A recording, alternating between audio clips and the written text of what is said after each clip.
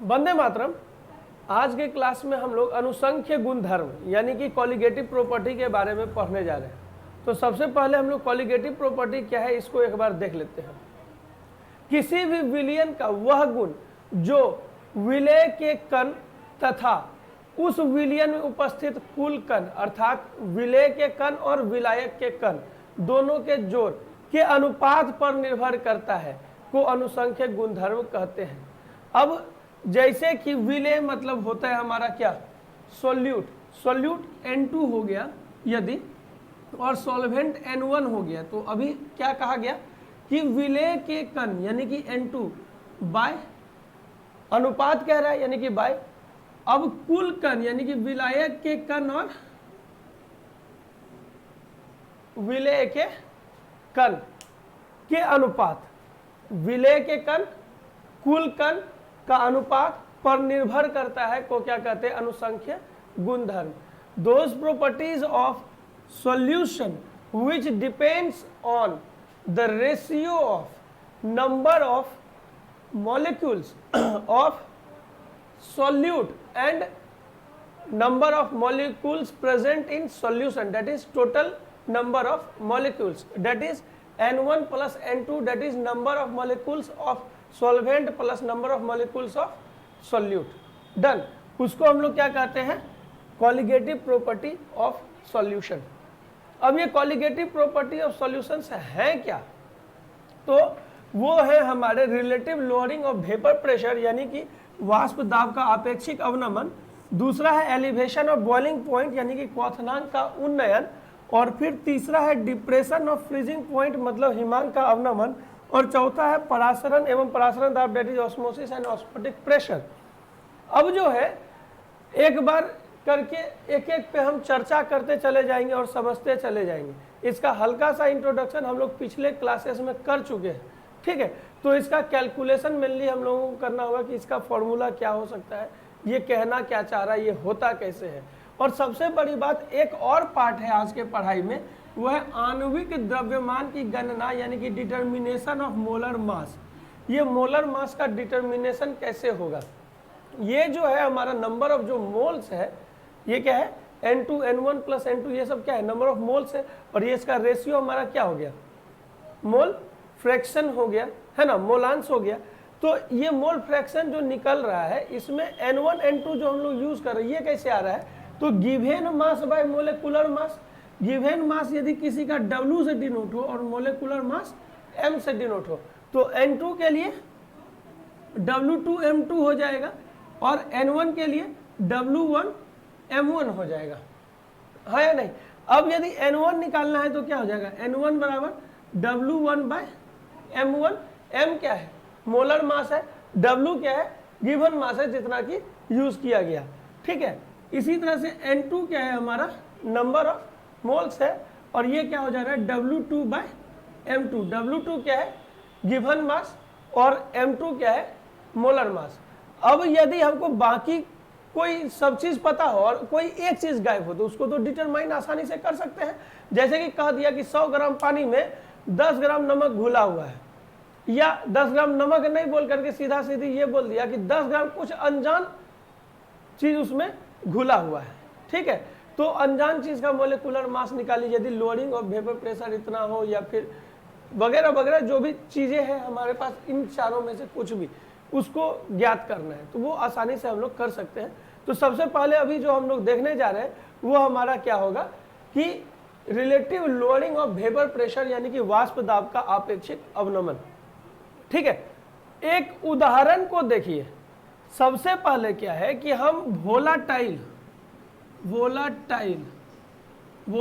का मतलब क्या बोले थे हम, वाष्पशील जो कि वाष्प में बदल जाता है, और नॉन वोलाटाइल का मतलब अवाष्पशील जो कि भाप में नहीं बदलता है ना।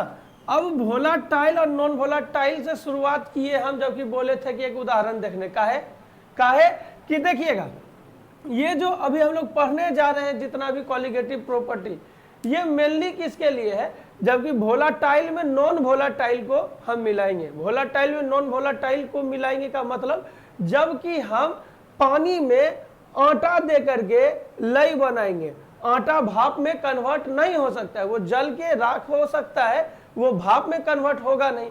और चूंकि वो भाप में कन्वर्ट नहीं होगा तो सरफेस को जाम कर देगा, पिछले क्लासेस में जैसा हम लोग समझे थे। यदि वो भी वाष्पशील होगा, भाप बन सकता है, यानी कि वो भी वोलाटाइल है, तो क्या होगा कि वो तो भाप बन के उड़ जाएगा। फॉर एन एग्जाम्पल, जैसे कि एक गिलास में हमारे पास इथेनॉल और साथ में जो है लिक्विड वाटर है, ठीक है। क्या है? इथेनॉल के साथ लिक्विड वाटर। इथेनॉल का फॉर्मूला क्या हो जाएगा? C2H5OH और वाटर हमारा हो गया H2O, है ना।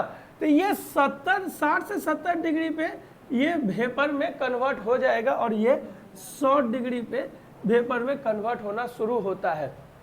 तो पिछले क्लासेस में यानी कि 11th में, 10th में, 9th में, हर जगह आप लोग ये पढ़े होंगे डिस्टिलेशन मेथड के द्वारा दो लिक्विड को अलग करना, यानी कि लिक्विड का कुछ सॉल्यूशन है तो उसमें से दोनों को सेपरेट करना, जबकि उसका बॉइलिंग पॉइंट डिफरेंट हो।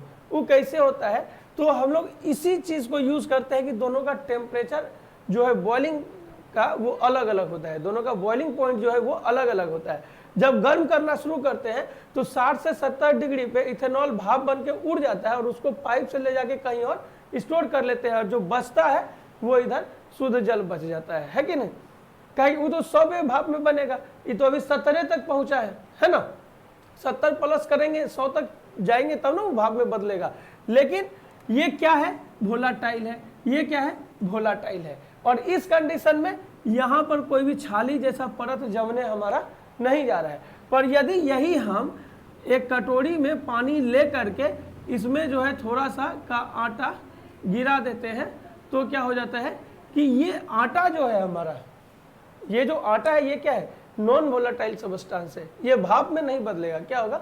वो ऊपर सरफेस पे एक जाम जैसा क्रिएट कर देता है। जाम मतलब कि एक परत चढ़ा देता है, और जब नीचे से भाप जाता है तो उसको वो बाहर जाने नहीं देता है, या फिर बाकी चीज़ों को जो वो ब्लॉक करता है, या फिर वो टेम्परेचर को एब्जॉर्ब कर लेता है, या जल्दी ठंडा कर देता है, ठीक है। तो ये जो भी घटनाएं हैं ये कब होगी? जबकि इसमें हम नॉन वोलाटाइल सब्सटेंस को घोलेंगे तब, ठीक है। अब जो है यहाँ पे क्या है टॉपिक हमारे पास? Relative lowering of vapour pressure, यानी कि हम किसी भी नॉन वोलाटाइल सब्सटेंस को वोलाटाइल सब्सटेंस में घोल रहे हैं तो उसके कारण से क्या हो रहा है कि उसके वेपर प्रेशर में क्या हो रहा है? कमी आ रहा है, एक रिस्पेक्टिवली कमी आ रहा है। तो ये क्या हमारा हो जाता है? Relative lowering of vapour pressure. अब किसके सापेक्ष कमी आ रहा है? जो उसका शुद्ध था। क्या था उसका?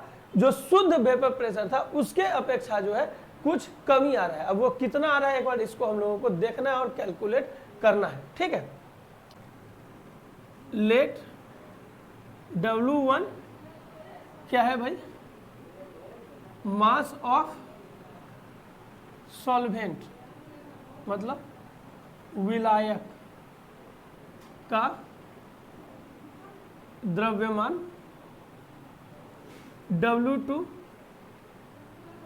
मास ऑफ सॉल्यूट, क्या हो जाएगा? विलेय का द्रव्यमान, ठीक है। अब M1 क्या है हमारा? Molar mass of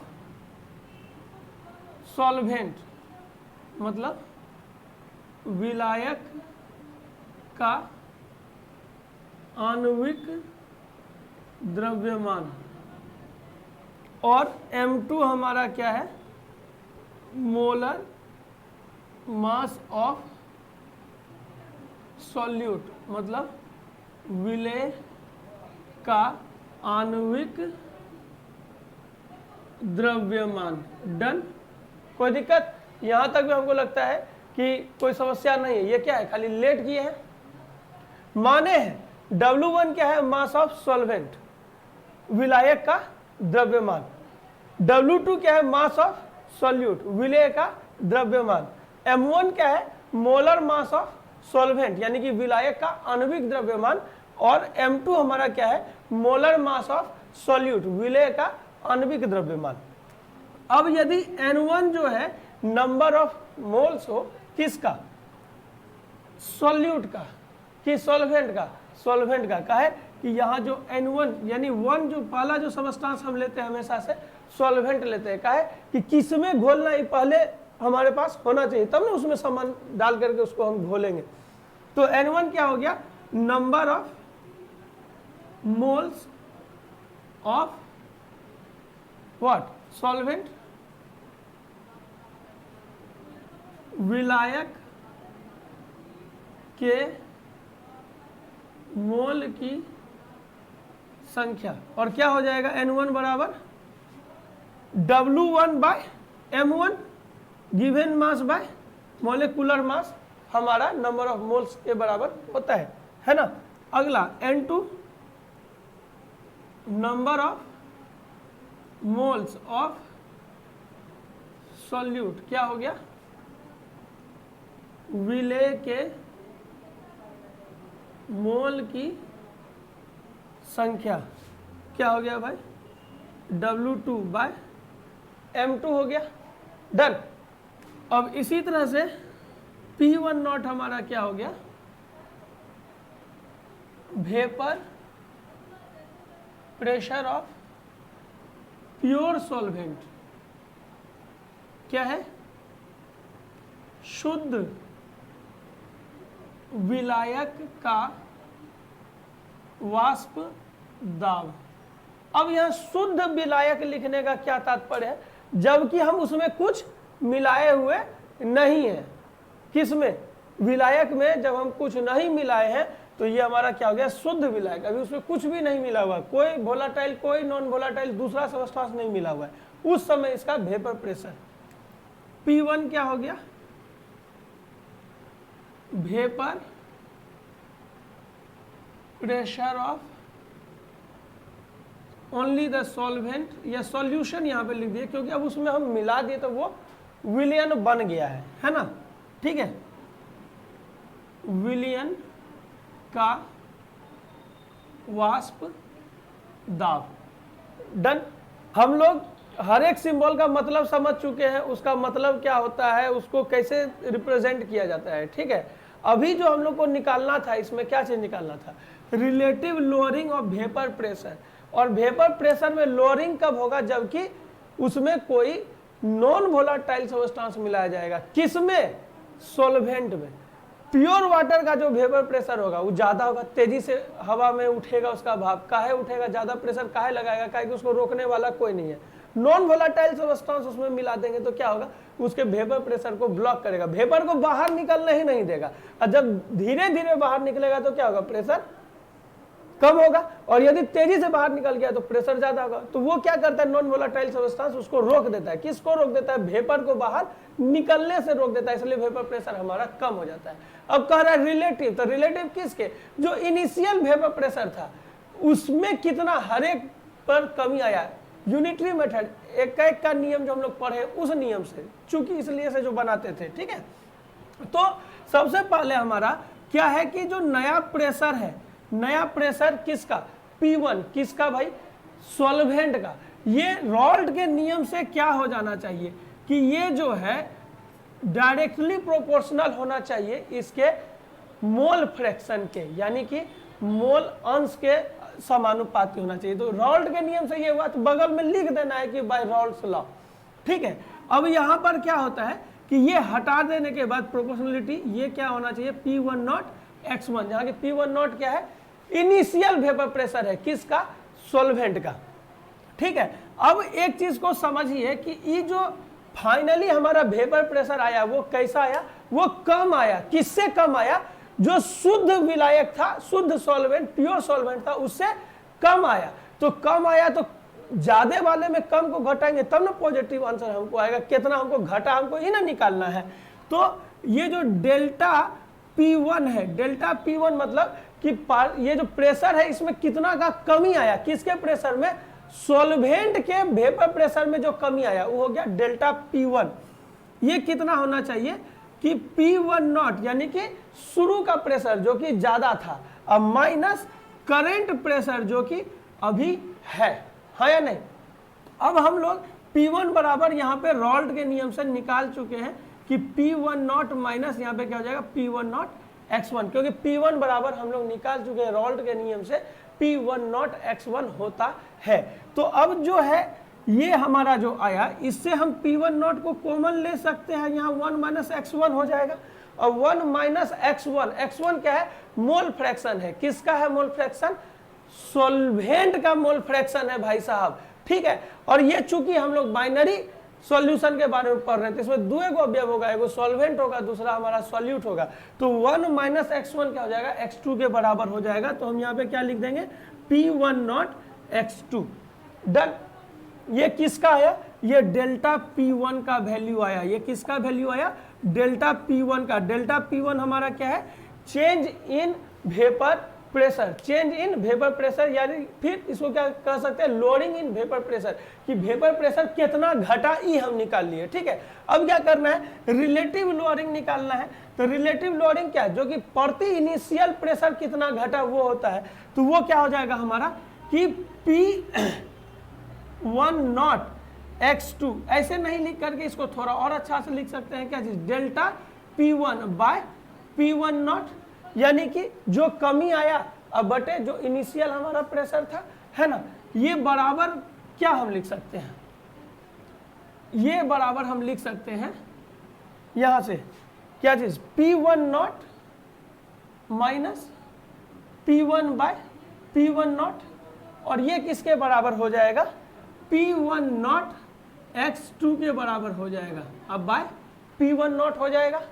P1 not को हम कैंसल कर दिए, तो अब क्या बचा? P1 nought minus P1 by P1 nought equal x2। x2 अब क्या है कि ये सॉल्यूट का मोल फ्रैक्शन हो गया, हाँ या नहीं। और ये बराबर किसके हो जाएगा? P1 nought minus P1 by P1 not बराबर N2 bye N1 plus N2। अभी हम फिर से वही बात को कह रहे हैं कि समंदर में एक दाना चावल देने से बाढ़ नहीं आ जाएगा, हाँ या नहीं।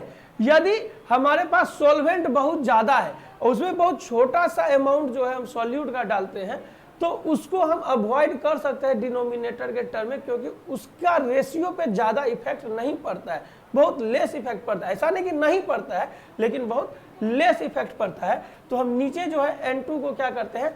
अवॉइड कर देते हैं। एक चीज याद रखिएगा कि ये भी एक तरह का आपका फॉर्मूला हो गया जब मोल दिया हो तब, ये भी एक फॉर्मूला हो गया जबकि आपका मोल फ्रैक्शन दिया हो तब। अभी फिलहाल हम N2 को क्या करने जा रहे हैं? अवॉइड करने जा रहे हैं। तो P1 nought minus P1 by P1 not बराबर N2 बाय N1 हो जाएगा, क्योंकि नीचे से हम N2 को क्या किए? अवॉइड किए। क्या है? क्या कि वो बहुत कम है।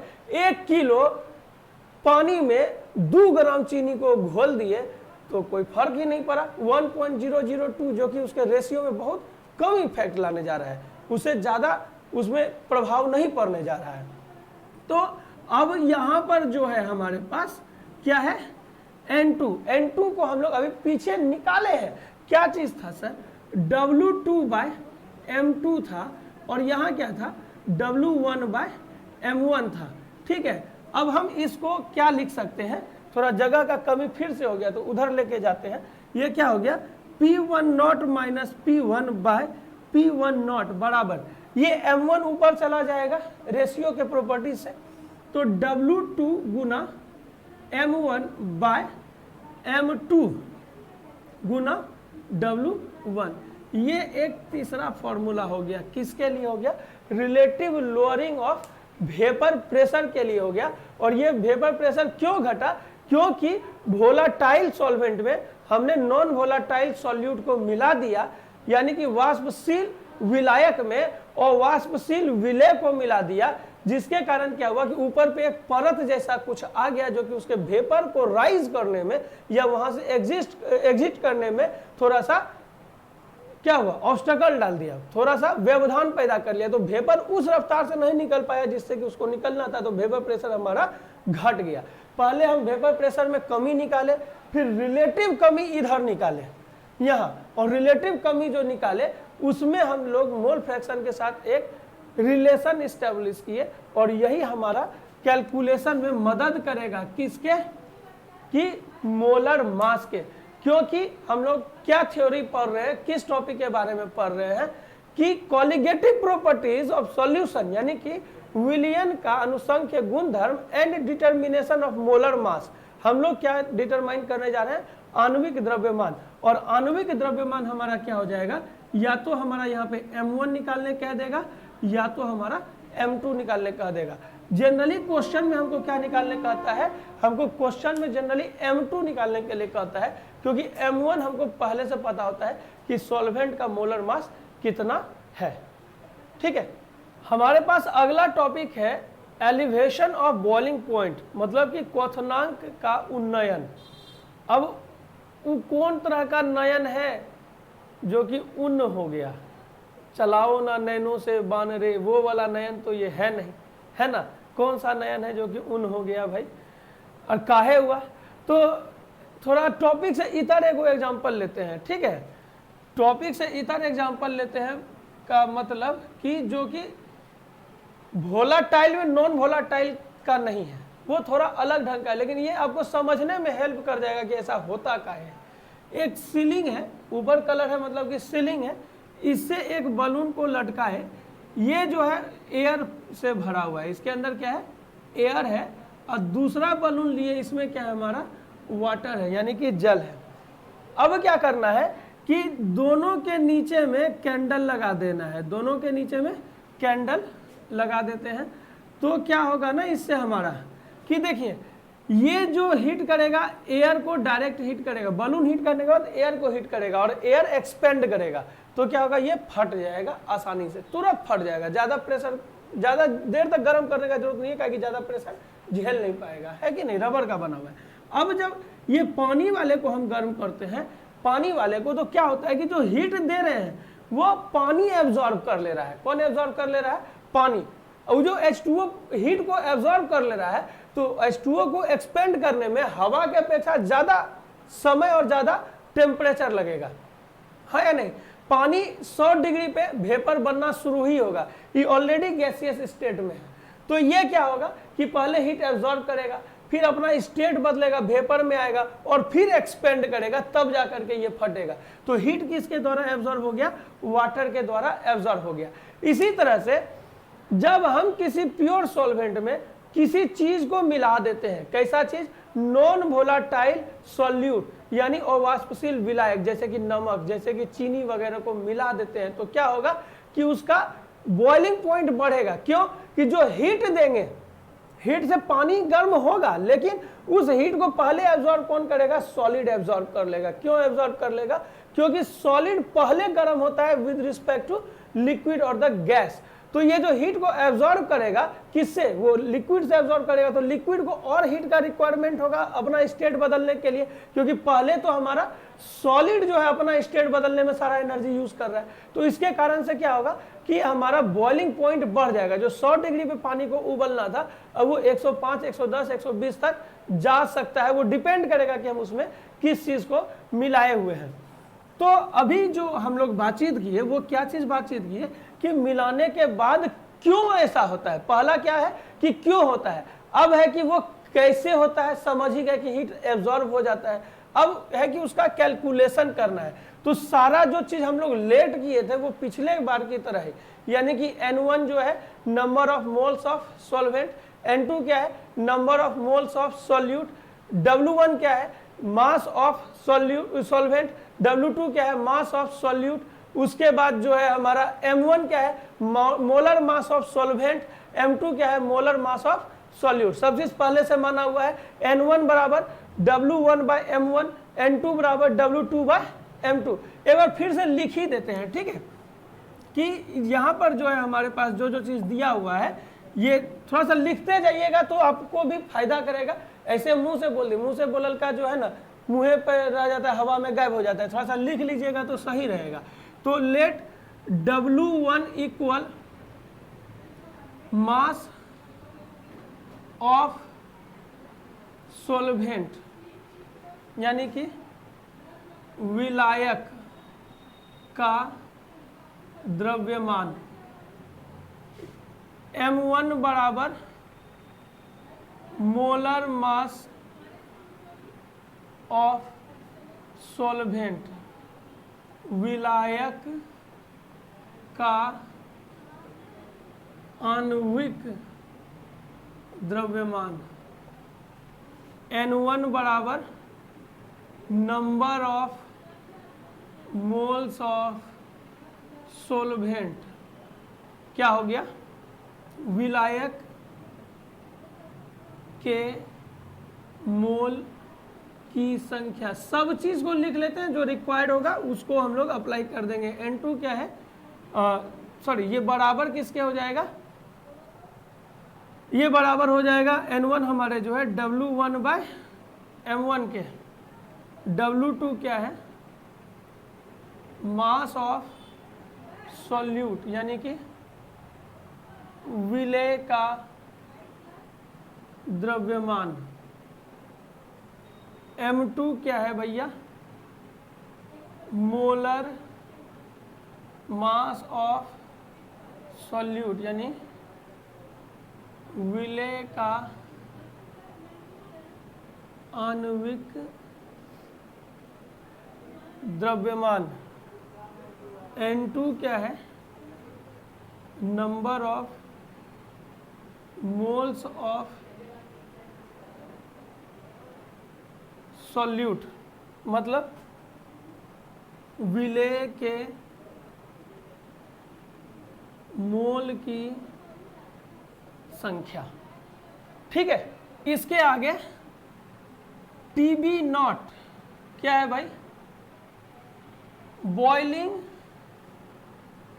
पॉइंट ऑफ प्योर सॉल्वेंट, मतलब शुद्ध विलायक का क्वथनांक।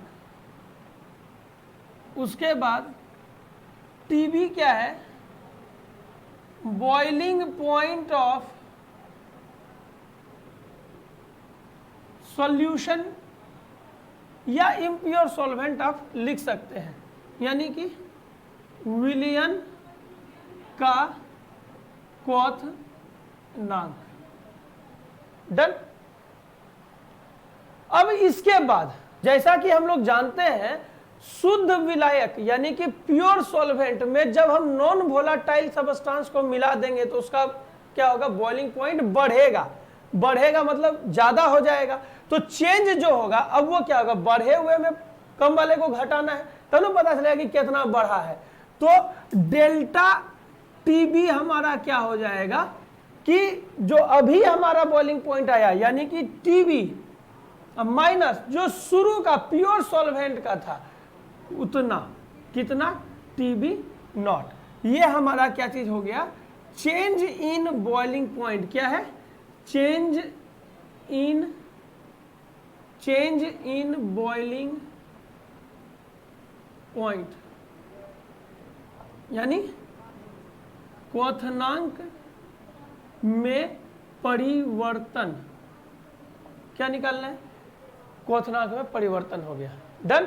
जैसा कि हम लोग पहले से जान रहे हैं कि सॉल्यूशन जब हम लोग बनाते हैं वोलाटाइल सॉल्वेंट और नॉन वोलाटाइल सॉल्यूट के साथ, तो जितना नॉन वोलाटाइल सॉल्यूट हम सॉल्वेंट में मिलाते हैं बॉइलिंग पॉइंट में एलिवेशन उतना ही ज्यादा होता है। तो सॉल्वेंट में हमको नॉन वोलाटाइल सॉल्यूट मिलाना है, यानी अवाष्पशील विलेय को मिलाना है। तो ये किस में मिलाना है, प्योर सॉल्वेंट में, उसके मास में। और मास वाला जैसा ही बात आता है मतलब कि हम लोग मोललिटी की बातचीत करना शुरू कर देते हैं। ठीक है, तो चेंज इन बॉइलिंग पॉइंट यानी कि एलिवेशन जो हुआ है हमारे बॉइलिंग पॉइंट में, रिलेटिव नहीं, केवल चेंज इन बॉइलिंग पॉइंट, वो हमारा क्या है, डेल्टा TB।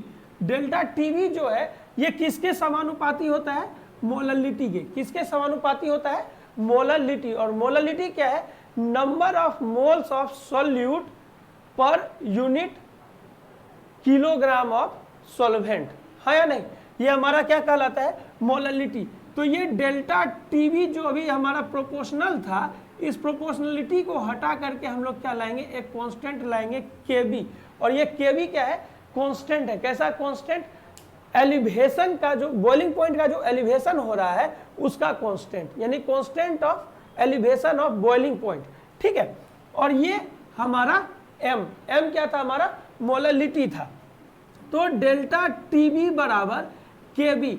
अब हम मोलरिटी के फॉर्मूला को एक बार से याद करते हैं, और मोलरिटी का फॉर्मूला क्या था, number of moles of solute, solute हमारा N2 है, per unit kilogram of solvent. यदि सॉल्वेंट का मास हमको ग्राम में दिया होगा तो 1000 से भाग देंगे, और यदि किलोग्राम में ही दिया होगा तो भाग देने की कोई आवश्यकता नहीं है। चूंकि देखिए केमिस्ट्री का जो एक्सपेरिमेंट होता है छोटे छोटे अमाउंट पे होता है, किलोग्राम टन में नहीं होता है, ग्राम में होता है, तो हम उसको ग्राम में ले रहे हैं। और जो सॉल्वेंट था उसका मास हमारा क्या था, W1 था। तो W1 अब बाय 1000, ये 1000 काहे दिए भैया, ये 1000 काहे दिए, 1000 देने का क्या कारण था, किलोग्राम में बदलने के लिए, ठीक है।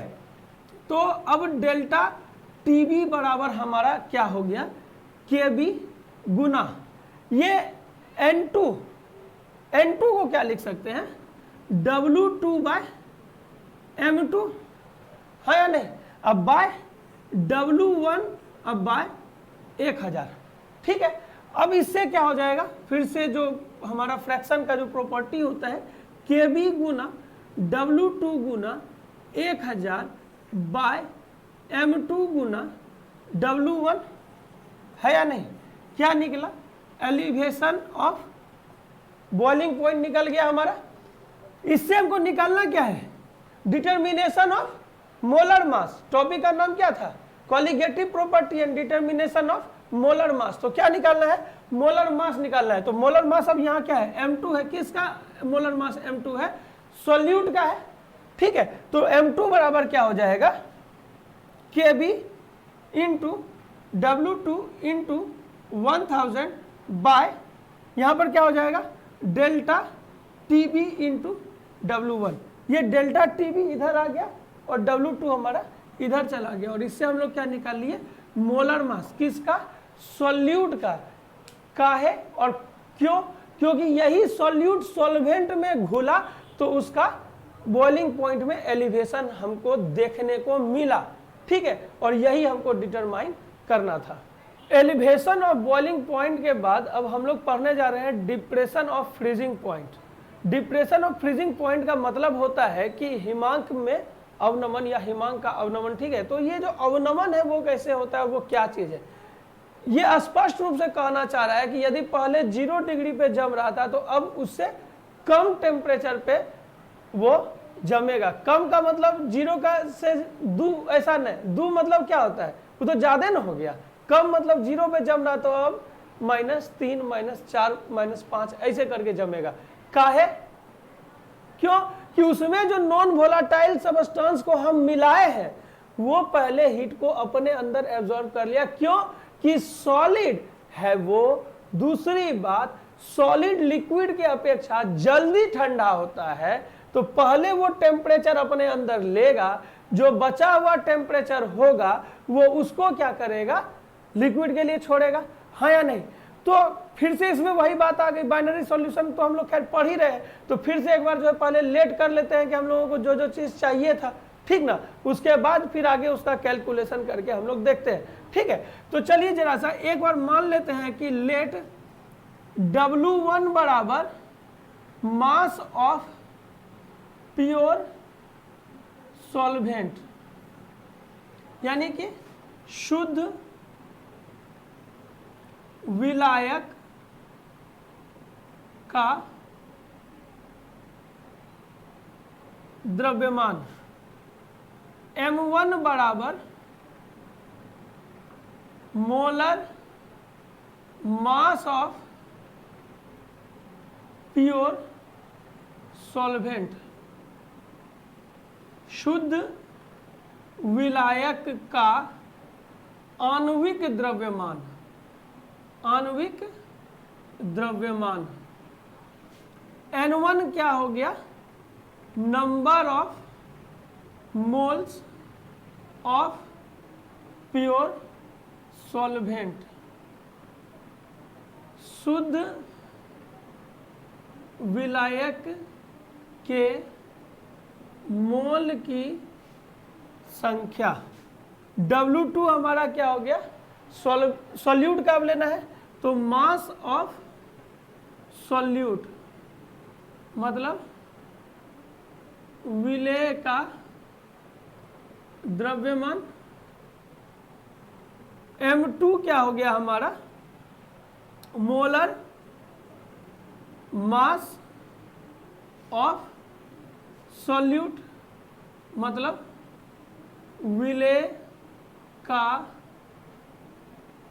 आणविक, ऐसे यहाँ पे मोलर द्रव्यमान आप लिख सकते हैं, मोलर द्रव्यमान, आणविक द्रव्यमान, ठीक है। मोलर मास यानी कि मोलर द्रव्यमान, ठीक है।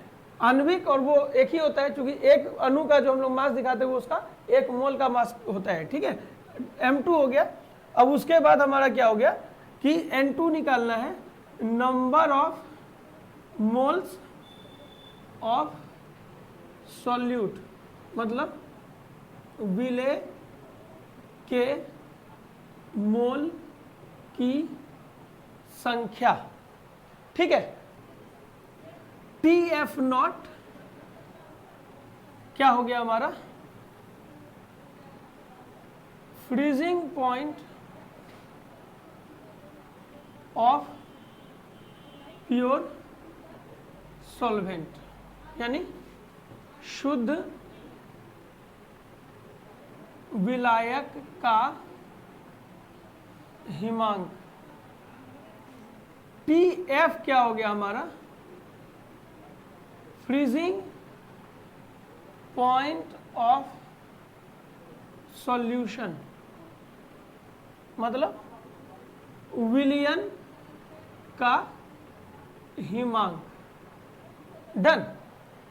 अभी हम लोग क्या पढ़ रहे हैं, डिप्रेशन ऑफ फ्रीजिंग पॉइंट, यानी कि फ्रीजिंग पॉइंट में अवनमन का अवनमन पढ़ रहे हैं ना। तो अवनमन का मतलब क्या, घट गया, घट गया मतलब 1 से 2 नहीं हो गया, क्या हो गया, -1 -2 ऐसे चले जा रहा है, ठीक है। 0 से घट रहा है, नीचे जा रहा है, घटने का मतलब नीचे, minus left side, number line में लेफ्ट साइड हम लोग जा रहे हैं, ठीक है। तो ये जो घट रहा है, तो कितना घटा निकालने के लिए क्या, ज्यादा में कम को घटाएंगे, और ज्यादा में कम को घटाएंगे, ज्यादा कौन सा था, प्योर सॉल्वेंट का जो हमारा टेम्परेचर था, फ्रीजिंग पॉइंट था। तो डेल्टा TF यानी कि change in what, freezing point या डिप्रेशन ऑफ फ्रीजिंग पॉइंट क्या हो जाएगा, TF0। TF0 हमारा क्या चीज है, प्योर सॉल्वेंट का फ्रीजिंग पॉइंट है, अब माइनस TF। TF क्या है, सॉल्यूशन का हमारा फ्रीजिंग पॉइंट है या नहीं। अब ये क्यों होता है, ये तो हम बता दिए कि पहले जो सॉलिड सबस्टेंस है वो टेम्परेचर को थोड़ा अपने अंदर एब्जॉर्ब कर लेता है, इसलिए ऐसा करना पड़ता है, ठीक है। अब एक बात को और समझते हैं, क्या चीज, कि ये जो डेल्टा TF है ये किसके प्रोपोर्शनल होगा, ये किसके प्रोपोर्शनल होगा। फिर से एक बार पुरानी बातों को याद करते हैं, जबकि हम एलिवेशन ऑफ बॉइलिंग पॉइंट पढ़ रहे थे, उसमें क्या था कि ये जो सॉल्यूट है ये मिल रहा है किस में, सॉल्वेंट में मिल रहा है, और सॉल्वेंट का एक फिक्स मास होगा, फिक्स अमाउंट होगा, है या नहीं, उसमें इसको डिसॉल्व किया जा रहा है, ठीक है। तो वो मास पे है किसके, सॉल्वेंट के मास में, क्या, number of moles of solute, और ये क्या हो गया, मोलालिटी हो गया। तो जैसे कि हमारा elevation of boiling point molality पे डायरेक्टली प्रोपोर्शनल था, मोलालिटी के डायरेक्टली प्रोपोर्शनल था, ये भी हमारा मोलालिटी के डायरेक्टली प्रोपोर्शनल हो जाएगा। और ये जब प्रोपोर्शनलिटी का सिंबल हटाएंगे तो यहाँ पे हम क्या लगाएंगे, KF। के क्या है, कांस्टेंट, F क्या है, लोअरिंग या फिर डिप्रेशन ऑफ फ्रीजिंग पॉइंट का कांस्टेंट है। डन। मोलालिटी क्या है, M2 है, सॉरी M है, और ये M हमारा क्या है, मोलालिटी। मोलालिटी क्या है, number of moles of solute dissolved in 1 kilogram या पर किलोग्राम ऑफ सॉल्वेंट। तो सॉल्वेंट के मास को किलोग्राम में बदलना है, सॉल्वेंट का मास क्या था, W1 था, और इसको किलोग्राम में बदलना है, ग्राम में दिया है तो क्या करेंगे, 1000 से भाग दे देंगे। अब जो है ये N2 क्या है, number of moles of solute. Number of moles क्या होता है, given mass by molar mass. तो गिवन मास इसका क्या है, W2, और मोलर मास हमारा क्या है, m2, तो W1/1000, ठीक है। ये क्या चीज आया, डेल्टा TF मतलब डिप्रेशन ऑफ फ्रीजिंग पॉइंट। तो अब इसको जो है फ्रैक्शन के प्रॉपर्टी से चेंज कर सकते हैं, ऊपर नीचे में क्या हो जाएगा, डेल्टा TF बराबर KF गुने W2 गुने 1000 अब बाय M2 गुना W1, M2 गुना W1। अब यदि इससे, यदि नहीं वो तो हमको निकालना ही है क्योंकि टॉपिक का नाम ही था colligative property and determination of molar mass. तो मोलर मास हमको निकालना है किसका, सॉल्यूट का, तो M2 निकालना है। तो M2 बराबर क्या हो जाएगा, KF गुने W2 Guna 1000 by delta TF Guna W1। Done, उम्मीद है समझ में आ गया होगा।